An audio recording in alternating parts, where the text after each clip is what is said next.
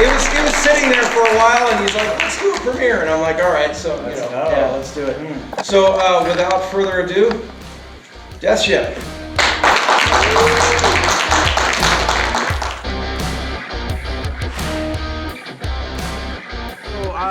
We're open for questions. As I said, myself and Steve Pierce are here to kind of answer some things. Hopefully he doesn't make too much fun of me because of how long it took, but... Well, look, I'm not going to make fun of you for taking a decade, because they all know that you took a decade already. Yes, exactly. So it's already spent, right? I'm going to rise above, because there's... So I was like, well, hey, are you doing anything? You want to act in this thing? And he was like, yeah, sure, I'll do it. Do you remember that conversation? Yeah, I remember. Well, what happened? How do you remember it? All right, so prior to that conversation, I never even told him this, but prior to that conversation, Sean was a student of mine, right? And to me maybe I should slide over a little bit. Sean was always, he was a student. He had taken a couple classes from me, and I mean, look at him now, right? But he was just this Trekkie who had these big ideas. And nothing wrong being a Trekkie, I guess, but he just had these big ideas, and he came to me and asked me if I wanted to be in this film that he was going to make, and I'm like, yeah, all right, whatever, right? And I had no idea that it was going to take a whole decade of my life before I would see the fruits of that conversation. Yes.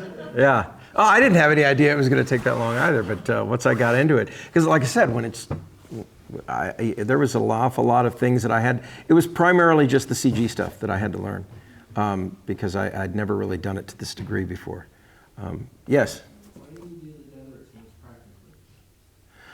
practically? Because out of practicality, I couldn't find. I had a dry lake bed. I mean, there's a couple of them out there, but there was moving all of the equipment and everything out there, and it was just, and plus it wouldn't have matched completely what I had, because then I would have had to take and actually match a CGI model where the ship lands and when we initially go to wherever we shot. So I figured if we just did everything, CGI, then at least it would match from one position to another. And it always out the windows, it would be the same thing. So I decided that since I wanted my own environment that I could just manipulate and control, that's why. And there's also, if you look at the number of shots that strictly take place outside, exteriors in the desert, it's actually not that many. Yeah, yeah. There was, because we shot some of it, when we're walking over to the ship, it was just right out here before they'd changed the landscape of it. And it was really windy. Yeah, it was. It's funny to watch the grips try to hold that green screen, so that was kind of a problem. I think that was our biggest shoot as far as crew goes.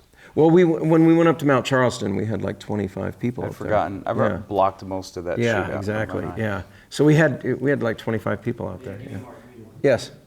How was it acting against green screen? Because you know what but your actors don't. So are you having to paint the picture verbally of this is what you're seeing? Yeah. Well, I'll go. So I'll set it up a little bit, and then so I had everything here. And something that I've told everybody too, you should have it ready to play, pause, and rewind up here before you ever tell your crew. Well, I had it, but we didn't have a set. So I had to put tape marks on the ground and say, okay, the sun's coming in from this way. This is the fore and this is the aft of the ship. Here's port and starboard. And this is how we're gonna, so it drove Ryder Page crazy trying to keep all of that stuff straight.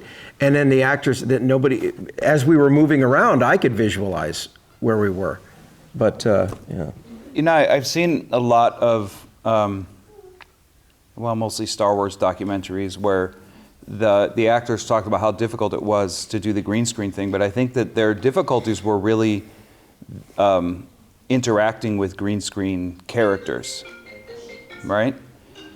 Now we weren't doing any of that. All of the actors were practical. Right? So we were interacting with the green screen set, but any panels that we were interacting with, we actually had something to put our hands on, right? So we didn't experience that kind of difficulty, right? So I think Nicole did in one of her scenes. Yeah, she did, because, yeah, she was just a little bit above, and, you know, I did my best to cheat it in post. That was the only part, yeah. But, you know, if it had, I wouldn't have accepted it had it been a foreground portion. But since it was in the background and we were in the foreground, I just let it go. That one. Yeah, it was just that, you know. And who knows, I mean, I kind of think about, you know, there's a lot of gesture-based computer consoles now and apps, so maybe it's like in order to turn the thing on, you just got to kind of do this obvious motion, and then you can, I don't know, that's, you know. The bridge of the ship, the control consoles were these TV trays that kind of, you can angle down, and I put acrylic over just the printout sheets, because we had to have something practical. And then I would just animate underneath and rotoscope underneath the hands to make the graphics work. And, you know, but that was kind of practical. And then in one scene, you had when you were at the console at the beginning and the end, I had that piece of clear plexi that you were typing on. That was you know, I measured it from the floor where it would be. So that's why when he did it, he actually had something physical to touch. Whereas Nicole, she didn't have anything physical to touch. So, yeah. Yes? What was your biggest source of inspiration for the ship design? Well, first of all, I knew I didn't want it to be a saucer. And that's what they got in, you know, because the ship used in Death Ship, the Twilight Zone episode, was the same ship and costumes that they used in Forbidden Planet. So I knew I didn't want it to be a disc. I knew it had to have some directionality to it and some functionality to it. So I went on Blend Swap and started looking at base meshes that I could alter. And I found one. It doesn't look anything like that, but it gave me the basis for it, and I started building it out. And it took me about a year to actually build the ship, but I knew there was a couple of things that I did know. One, I knew where the lighting needed to come from. The lighting had to be justified in every shot. So I knew where the sun was going to be and where those overhead, you know, fluorescent tubes were going to be. So as long as I kept that straight, I was like, okay, the rest of the ship is going to be here. One of the things, though, that I'm kind of... Okay, so the bit where we land initially, we first land, right? And we've got this great big viewport on the bridge portion. And there's this enormous window here, and then we've got these enormous side windows along the side. And I'm thinking, as soon as we land, we go and we walk around into the other compartment of the ship and look out the window. But really, we could have just looked to your right or your left and seen it out the window I thought there. you did that on purpose. I could have pointed that out to you years ago. Well, yeah, no, I wasn't really sure how, because I knew that I had to have that scene where we all do that walk, and we're kind of lined up, spaced that way. I thought you did that on purpose. No, because otherwise I wouldn't have had the lighting motivated when the lights come, when the windows become transparent, the sun comes in and blasts, us all on the left side. And, so that's why I timed it that way. And that was just a flick of the switch. So I knew the lighting was going to be, but when you think about it, why didn't they just look left? We could have seen the ship. That would have been kind of boring though, anticlimactic, so I had to use a little creative license. So. I don't think anybody else noticed that. Good. I mean, that works. Geographically, it was kind of difficult to keep track of a lot because they didn't have anything to act against. That was probably the biggest issue with acting, because they didn't really know what it looked like. And that's why I put it in the credits. What are your plans with this now that it's done? We're gonna reskin it in Unreal 5 and release it as Death Ship 2 and do like a Groundhog Day thing. Yeah. I'm trying to convince him that. Yeah, right? Yes. How long was it? I originally thought it was a feature. No, it's about 54 minutes. Yeah. It's about the same runtime as the As the- original. as the it came original from show. the original was in the, I think, 4th season of Twilight Zone, where they had the double length episodes. Yes. And that's exactly how We I timed it. we don't have any plans necessarily unless Sean's holding out on me.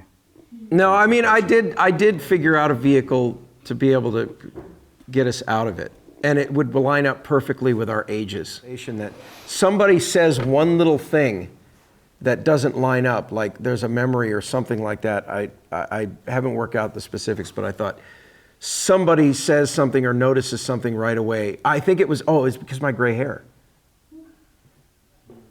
And, somebody notices the gray hair. And then we start going on this tangent of like, we start to notice that we have physically aged. Breaks it out. Yeah, my wife says I can't do that, Phil. Oh, come on. No, I like that idea. We should. Yeah, it would be. By the time it happens, your son will be ready to take it. Yes, you I could. know, right? I mean, look, Zach could do it. Look at him. Needs a haircut though. I know. That was what I had in mind if I were going to do that, and then it would be, But the thing about it is knowing so much more about it, and also having a better understanding and a bigger budget because I could afford more now. Because I literally could not afford anything, because it was really interesting. The first costumes were going to be these blue jumpsuits, these flight suits that I had ordered. The problem was I ordered an extra small for Nicole, and it still looked like she was wearing a trash bag. And it was like I tried to alter it and make it, a little bit so that it would come, but it's like apparently extra small flight suits, still assuming somebody weighing, 165 pounds, and it was just like, it was way too big. So there was nothing I could do. So then we go over to Target, and I found these women's tracksuits in black. And I used black for a practicality because I didn't want any keying issues with the green screen. Are the lights on the tracksuits actually VFX, or is that like? That's VFX. Every frame is rotoscoped, yeah. 10 years, man. 10 years. Yes. So the plot itself is sort of like the story of constantly taking the stone back up the hill? Yes, pretty much. But it's not metaphysical, there's still a lot. That's Yeah. open to interpretation. I Yeah, think. that's interpretive.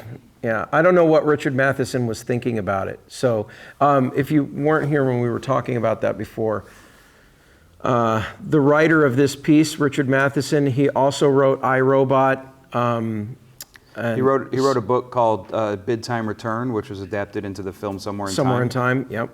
I didn't mean to cut you off. No, but go. I have a better answer than you. Secondary to Rod Serling, he wrote in my opinion, all the best Twilight Zone episodes. And he wrote a ton of films, and he wrote a bunch of novels, and he was a phenomenal writer. And I was actually really, really upset when he passed away, which I thought was really interesting that he died while we were in production of this. This film. It was just, it was pre-production. It was the table Yeah. read. Yeah, we hadn't even gotten anything done yet. Yeah, I mean, I had shot the year previous to bringing Steve on, and in fact, the scene up in Mount Charleston with his delusion was almost an exactly 1 year to the day that I had shot it with the other actor.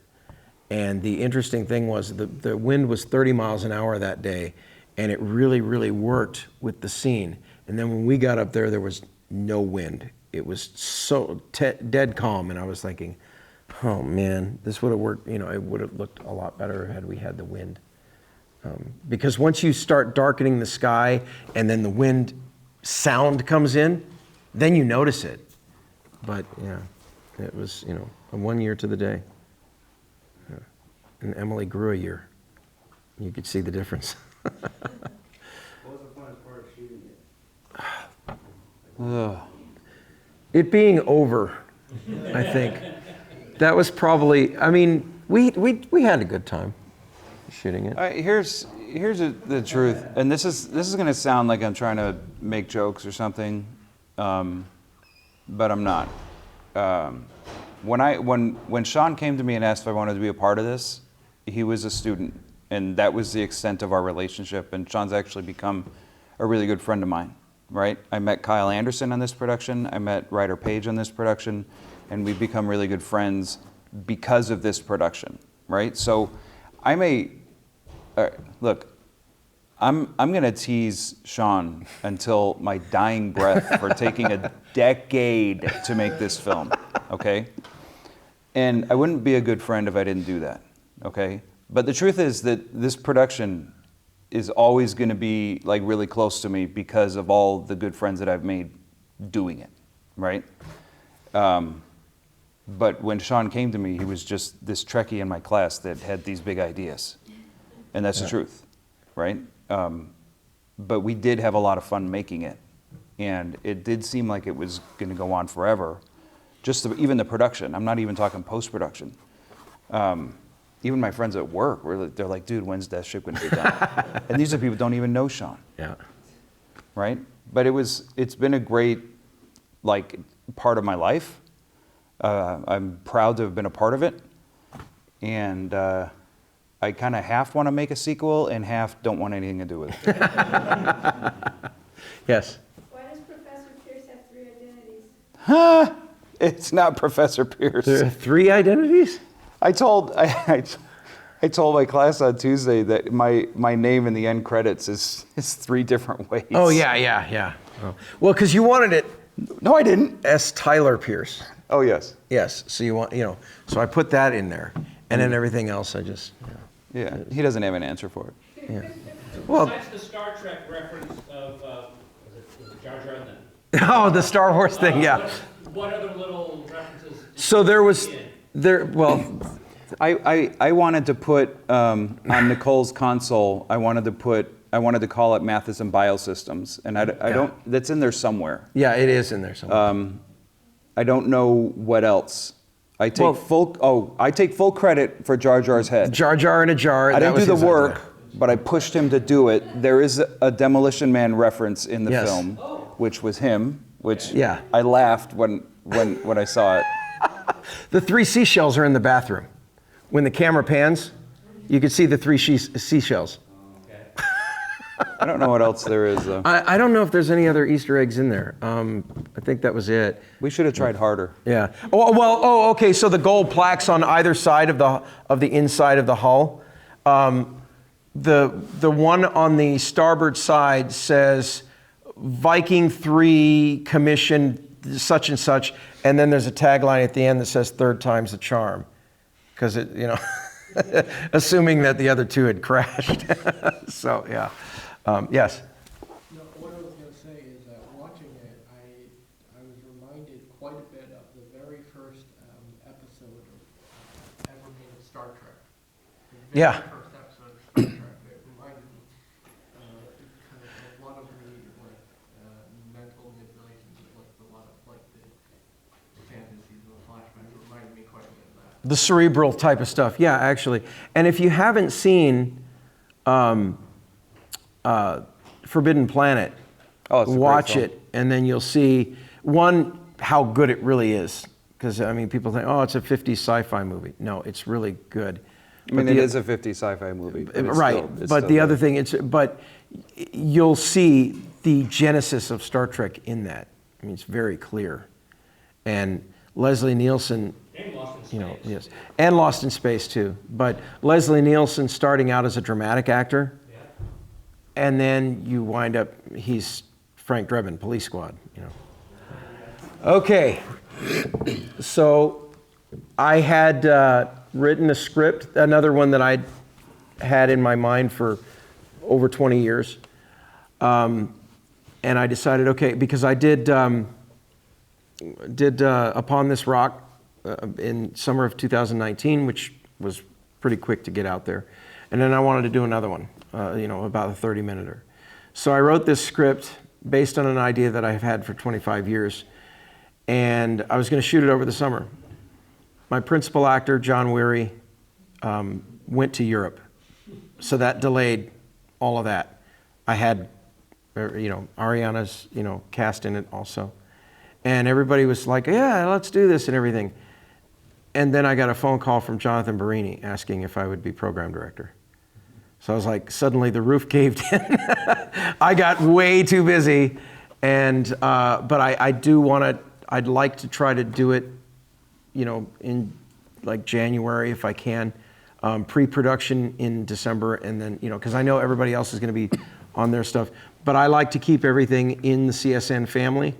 as far as production. Actors, if I get somebody outside, then that's one thing, but I don't like including anybody in my productions that isn't involved with CSN, because I do want to show what we're capable of. So I know a number of you have expressed interest, and as soon as I can do it, we'll move forward with it, hopefully by the end of the year. Yes. What's the log line? The log line is a 50-something down on his luck bass player for a rock band is brought into vampirism and discovers the meaning of humanity by giving the ultimate sacrifice. So, yeah, yes. So basically just Steve Tyler's love story. Steven Tyler from Aerosmith. No, I heard him. He's Yeah, just- yeah, it would be kind of, He's got actually, you on that one. yeah, yeah. Or Steven Tyler Pierce's love story. I don't know. It's cool, man. Yeah, it's cool, man. It's all good, man. It's all good. Yeah, so that's what I want to make, and that's another labor of love. Some of you have gotten the script and read it, and I'm really enthused about it. But a lot of it's going to have to be a virtual production, which shouldn't be too much of an issue compared to this one, because I've got Unreal Engine 5 now and a lot more technology, a lot, So, yes.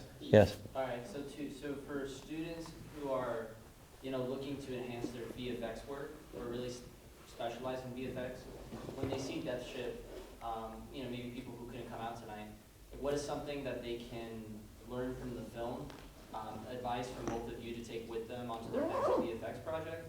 And number two, as you're discussing this next film being a higher quality, being more of a virtual production for the advisors at home, for all these people that could fund or support the CSN virtual production, like new type of facility, what are things that they need to understand, the importance of it, why the industry is moving in that way, how it can benefit these students who are building their careers towards VFX, all that kind of stuff. What was the first part? What can we take away from Oh, what can you? Okay, yeah, I'll let you take that one. Actually, don't do any VFX work at all, because Sean does it all. So at that part, I'm not making jokes. I'm going to defer all of that part to you. Yeah. Because no joke, I do no VFX work. I can do graphics like lower thirds, and that's because that's my wheelhouse. So. Well, the first thing to take away from it, as I said before, have everything, even if it is all shot in the camera, have it all up here first. Because if you can't communicate it to a crew, then there's no way that your crew is going to be able to communicate it to an audience. So you have to be able to push play, pause, rewind, and everything up here first. If it's not up there, then it's not ready to be done. And that's just the way it is. People usually have it. That's why they say, I have a vision. Well, there you go. Yeah, and as far as what can people take away from the industry is working, and moving in this direction. And the reason is because practicality. The initial investment is extremely expensive. But Several productions have pulled back off of it because of the cost. right, but it has, in the long term, it makes it so much less expensive to do it that way. Yes. So what's an example that people could use from Death Ship that if it was done with a virtual, like a scene from the film, if it was done in a virtual type of facility or with virtual production equipment, could you explain as an example how that would be easier and more streamlined to do than what you did? Well, real-time rendering, first of all. What they call the LED wall that you see is called a volume. So any production facility that's a virtual production type facility has what's called a volume. And what is basically a large round facility with LED walls and ceilings. The easy thing about it is your set is what's lighting the production. So literally you can do everything just without having tons of lights everywhere because everything's lit by the environment.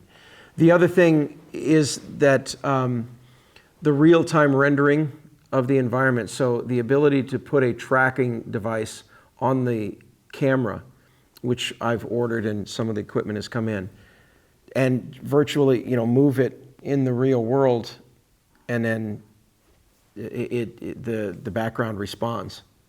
So based on a virtual camera in Unreal Engine. So that's basically how that works. And as I said, the initial investment is really, really expensive, but it pays off in the long run. Things are going to get much less expensive because you have complete control over your environment. And that is, I've always said that the lack of control you have over your environment is directly inverse proportional to the expense that you're going to, have in the production. Absolutely. I think that I would add to all of that if you find personally that you hit a wall with what you're personally capable of on a creative level, that you have to be willing, this is not just VFX, this is, I think, everything. Like, don't lie to yourself about what you're capable of, and be honest with yourself about what your personal limits are, because everyone has limits, and start networking with people who specialize in what you're deficient in, because that's where you're going to find the strength in where you're deficient, is because you're going to find something that you don't do as well as you want to be able to do it, but you can find people that can do it. And so if you want a higher production quality in what you're doing, but you can't reach that level, stop lying to yourself and go find somebody that can do it. Absolutely. I do want to thank you guys for coming out. It really, this was a labor of love. And Professor Sean Collett! give it up for Steve Pierce, too, the best actor in the film.